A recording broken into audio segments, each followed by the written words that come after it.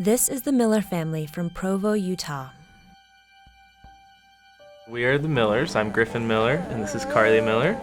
And this here's Coco, and this is Scout.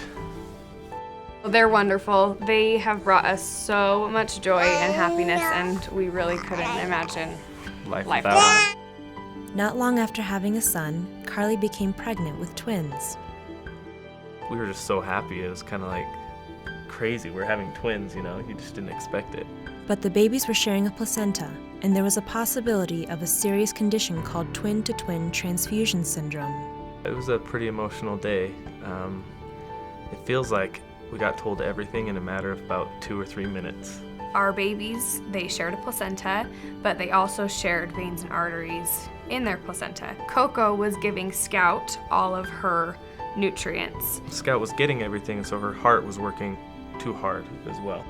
The Fetal Hope Foundation led the Millers to Dr. Tim Crombleholme and his team of experts at the Colorado Fetal Care Center. It was just felt so right from the beginning. It just felt like they were here for us, to take care of us before anything else. They really made you feel as if you were their friend that had come to them and not just a patient. His number one priority is his patients, not anything else.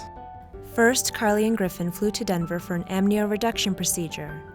Initially it worked, but then twin-to-twin returned.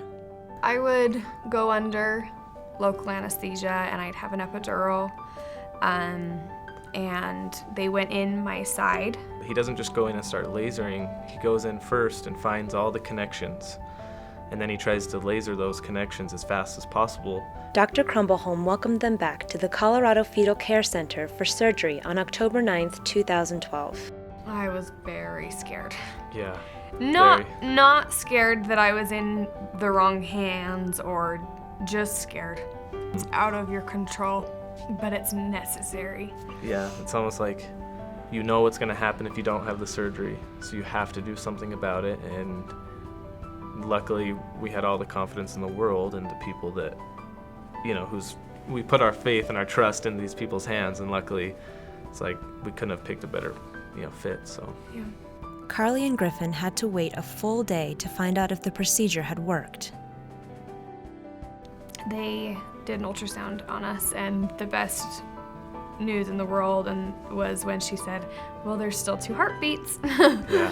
It was wonderful. So that's a pretty stressful 24 hours, because you're just like, no heartbeat would be devastating. 1 heartbeat would be devastating, so you kind of feel like the odds are against you with trying to listen for 2. And so that was a pretty great morning. Yeah, it was really wonderful. It was almost surreal, it was almost like we've been through so much, and it was almost like we're coming out of it, like we're out of the storm. I can see that we're getting out of this whole mess. After spending the rest of her pregnancy on bed rest, Carly gave birth to Coco and Scout in December. She was 31 weeks pregnant. They were tiny. So small. And their little skin peaceful. was so red, and they were darling. We felt so lucky. They were the most peaceful little things, and tiny. I felt like they were gonna fall through the cracks right here, It was really, really neat, especially with all it took to get them here.